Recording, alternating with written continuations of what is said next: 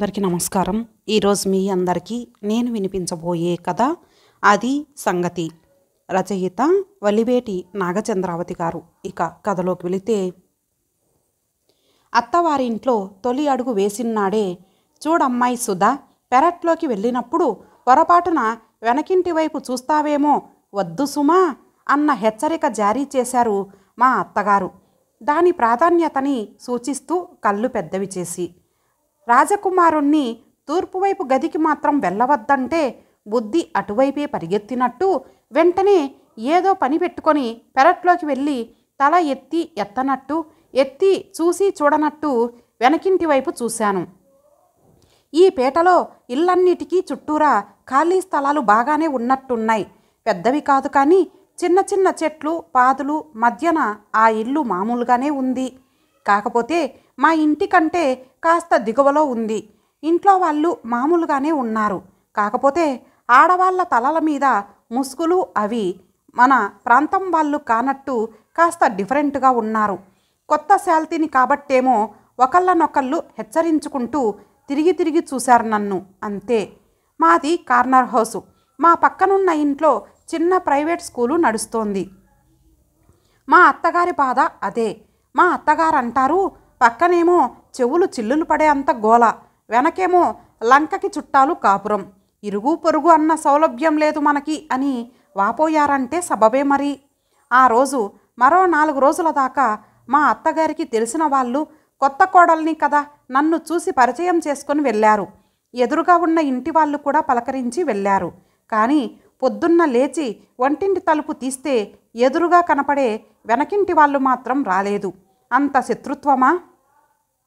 4 రోజులు పోనీ అమ్మాయి, వాళ్ళు ఎంత జగడాల మారి వాళ్ళో నీకే తెలుస్తుంది అన్నారు మా అత్తగారు. 4 రోజులు ఎందుకు, 2 రోజుల్లోనే వాళ్ళ ఆకతాయితనం చూశాను నేను. ఆ రోజు శనివారం అని మా అత్తగారు తలస్నానం చేశారు. మడిబట్ట చుట్టుకొని తులసి కోట చుట్టూరా ప్రదక్షిణాలు చేస్తున్నారు. అలా చేస్తున్న ఆవిడ పక్కగా కాస్త ఎడంగానే అనుకోండి ఉండ చుట్టినట్లున్న పొట్లం ఒకటి ఎగిరొచ్చినట్టొచ్చి పడింది. పడిన విసురుకి పొట్లం మడతలు విడిపోయి రామచంద్ర పీకేసిన కోడి ఈకలు దూది పింజలల్లే పైకెగిరి భూమ్యాకర్షణ వల్ల కింద పడ్డాయి. పాపం మా అత్తగారు మళ్ళీ తలస్నానం సనుక్కుంటూ గొనుక్కుంటూ. మేమేమో ప్యూర్ వెజిటేరియన్స్మి. రక్తమాంసాలంటిన ఈకలను అలా చూడాల్సి వస్తే మాకది సహజంగానే మొహం చిట్లించుకోవాల్సిన విషయం. మా అత్తగారు ఎలా ఊరుకోగలిగారో కానీ నాకైతే కేకేసి మరీ దులిపేయాలి అనిపించింది. కోపంగా తలెత్తి వెనకింటి వైపు చూశాను కూడా. ఒక్కళ్ళు కనపడలేదు. ఎవరో వంగినట్టు నాకు అనుమానం. వాళ్ళంతేనండి, ఉత్త ఖతర్నాక్ మనుషులండి. వాళ్ళ పాపన అల్లే పోతారులే, వాళ్ళ నోట్లో నోరెట్టి గెలవలేమంటారండి అమ్మగారు చెప్పింది కనక. మా ఇంట్లో పనిచేసే పనిపిల్ల. పంపు చెప్టాలో అంట్లు తోముతోందది. అబ్బా ఎంత ఓరిమో. మా అత్తగారి మీద గౌరవం అలా అలా పెరిగిపోయింది నాకు. పెళ్ళి కని పెట్టిన 2 నెలల సెలవు చివరికొచ్చింది. ఇక రేపటి నుంచి పొద్దున వెడితే సాయంత్రం అయితే కానీ రావనుకుంటాను.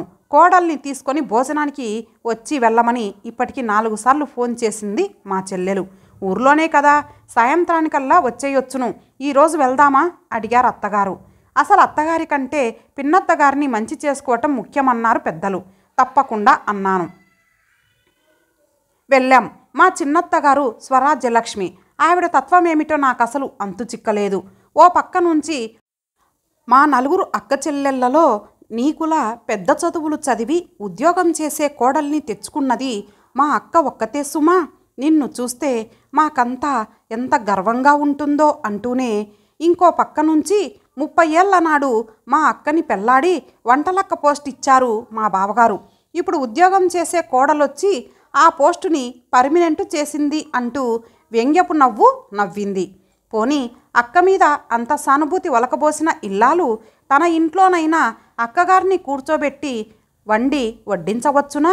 ఊహు. మా అక్క మెంతి వంకాయ మజ్జిగ పులుసు చేయటంలో ఎక్స్పర్ట్ తెలుసా? చూద్దుగాని ఈరోజు అంటూ మా అత్తగారి చేతికి గరిట అందించేసి వంటింటికి ఇన్ఛార్జ్ చేసేసింది.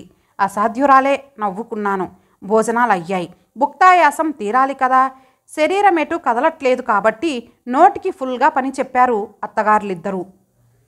నేను కళ్ళు టీవీ మీద పెట్టి మధ్య మధ్య వాళ్ళ కబుర్లు వింటున్నాను. మాటల మధ్యలో మా చిన్నత్తగారు, అక్క మొన్న నువ్వు పంపావే అని ఏదో చెప్పబోయి చటుక్కున మాటలాపి నాలుగు ఖర్చుకున్నారు. అందుకు కారణం మా అత్తగారి కనుసైగా అని అనుమానం. సర్లే, తోబుట్టువుల మధ్యన ఎన్నో దాపరికాలు ఉండవచ్చు, ఏమిటి అని ఆరా నాకేలా, నేను అంతగా పట్టించుకోలేదు దాన్ని. మామగారు మావారు ఇంటికొచ్చేసే టైంకి మేము తిరిగి వచ్చేసాం. అప్పటికే కారాలు మిరియాలు నూరుతూ కంప్లైంట్తో రెడీగా ఉంది మా వత్సల. వత్సల నా ఏకైక ఆడబడుచు. హాస్టల్లో ఉండి ఎంసెట్ కోచింగ్ తీసుకుంటోంది. దాదాపు ప్రతి శనివారం ఇంటికొచ్చి సోమవారం వెళ్ళిపోతూ ఉంటుంది. ఇంతకీ వత్సల ఫిర్యాదేమిటంటే, క్రితంసారి వచ్చినప్పుడు పెరట్లో చిన్న మడి తవ్వి పూల విత్తనాలేవో చల్లి వెళ్ళింది. ఓ ఫ్రెండు బెంగళూరు నుంచి తెచ్చి తనకి మాత్రమే ఇచ్చిందంట, ఇంకెవరికీ ఇవ్వకుండా. చాలా అపురూపమైన పూలు పూస్తాయట అని మురిసిపోతూ చెప్పింది. ఈరోజు వచ్చి చూస్తే ఆ మడంతా కుల్లగించేసి ఉంది. వెదవకోళ్ళు ఒక్క విత్తనం లేకుండా తవ్వి తినేశాయి అంటూ ఏడుపు మొహం పెట్టేసింది. మా ఇంటికి వెనకింటికి మధ్య ఉన్న ప్రహరీ గోడ చివరన కాస్త వెళుతుంది. అదేదో సరిహద్దు కొలతల గొడవ. అందులోంచి వాళ్ళ కోళ్ళు మా పెరట్లోకి ఇష్టారాజ్యంగా వచ్చేస్తూ ఉంటాయి, దర్జాగా వెళ్ళిపోతుంటాయి. అసలు ఎందుకమ్మా ఊరుకుంటావు? ఆ పాడుకోళ్ళు మన దొడ్లోకి రాగానే కాళ్ళు విరిచి వాళ్ళ పెరట్లోకి గిరవాటెయ్యక అంటూ ఎగిరిపడింది మా వత్సల. పాపం మా అత్తగారు, ఆవిడకసలే భూతదయ ఎక్కువ. అవి వచ్చినప్పుడు తరిమేయటం మాట అటుంచి నూకలో గోధుమ రవ్వో ఏవో ఒకటి విసురుతుంటారు కూడా. ఫోన్లెద్దు, విత్తనాలే కదా, మళ్ళా వేసుకోవచ్చులే. అయినా అయిపోయిన దానికి అంత రాద్ధాంతం చేస్తావెందుకు చెప్పు? పాపం నోరులేని జీవాలు, వాటికేం తెలుస్తుంది అంటూ వాటిని వెనకేసుకు వచ్చారు. ఇప్పుడు కూడా ఒళ్ళు మండుకుపోయి ఉంటుంది వత్సలకి. కావాలని పెరట్లో దాకా వెళ్ళిపోయి గొంతు పెంచేసింది.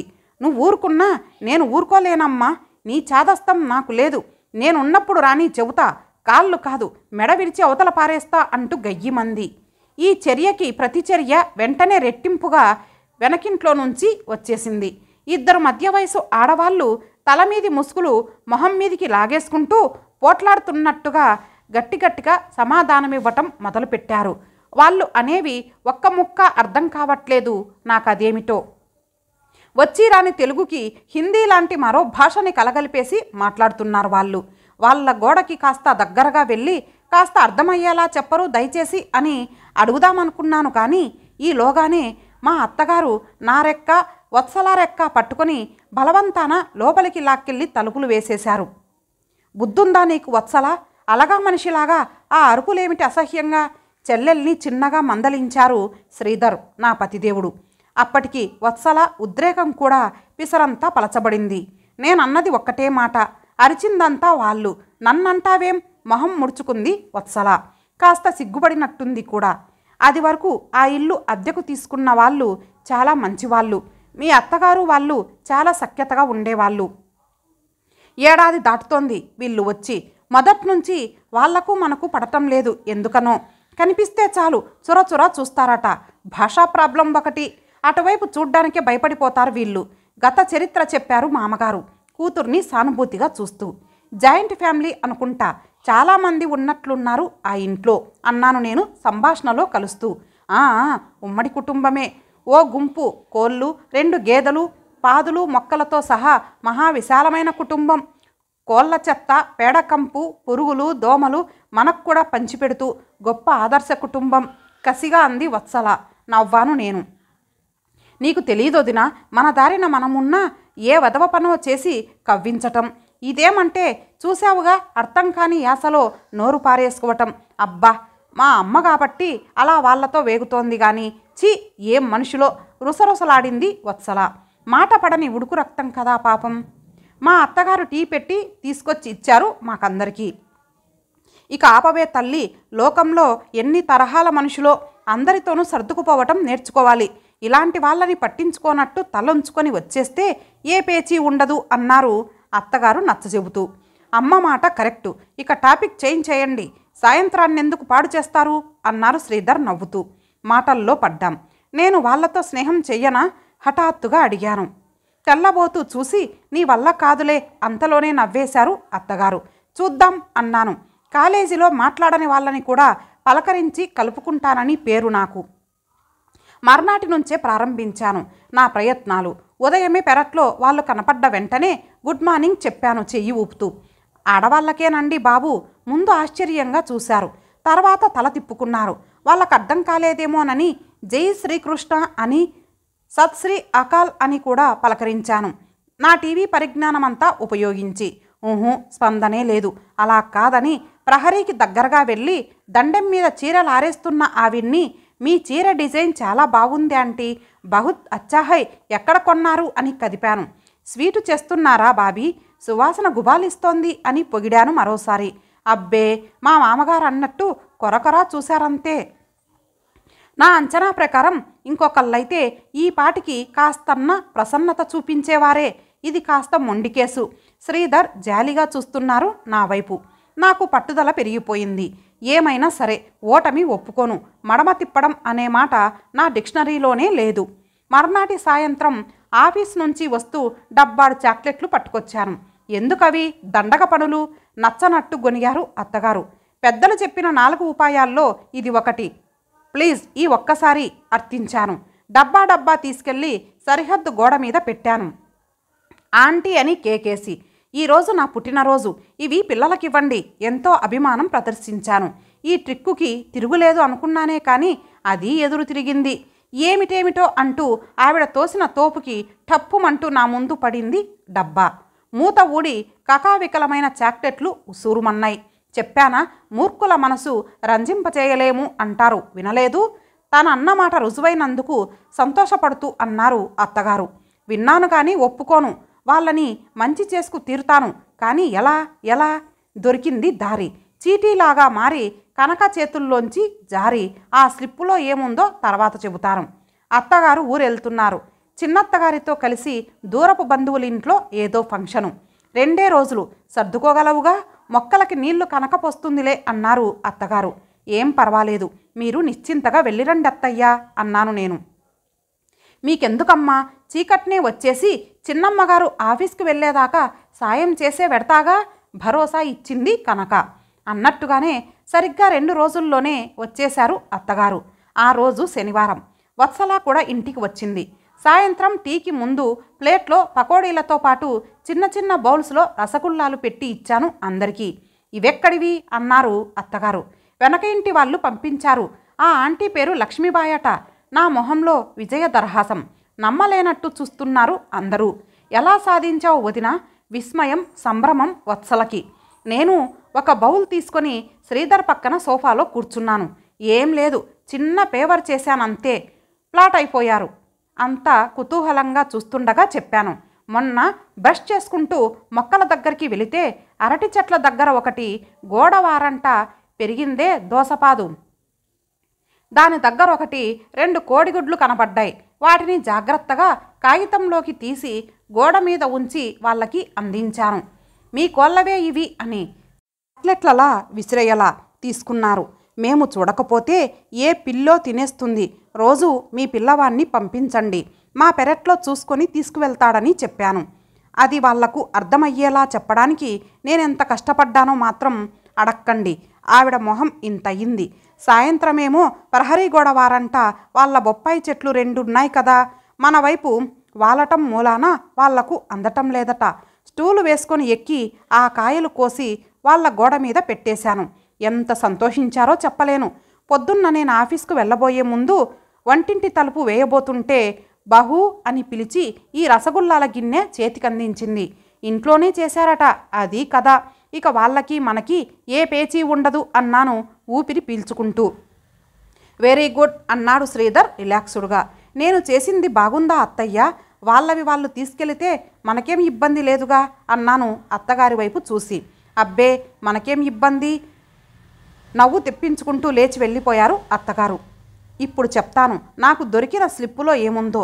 చెప్పకపోతే ఇంకేముంది? కనకకి జీతం ఇస్తూ మా అత్తగారు దానికిచ్చిన ఆ చీటీలో ఓ లెక్కుంది. అదేమిటంటే 18 కోడిగుడ్లు 90 రూపాయలు, 5 బొప్పాయి 100 రూపాయలు, 10 జామ పండ్లు 40 రూపాయలు, వెరసి 230 రూపాయలు. జీతం 1000 రూపాయల్లో అది మినహాయిస్తే మిగిలింది 770 రూపాయలు. అది ఆ స్లిప్పులోని సారాంశం. మాకు కోళ్ళు లేవు, బొప్పాయి చెట్టు జామ చెట్టు మావి కావు. అది సంగతి అర్థమైందనుకుంటాను. ఇంతటితో ఈ కథ సమాప్తం. మరలా మరొక మంచి కథతో కలుద్దాం. అంతవరకు సెలవు. నమస్తే.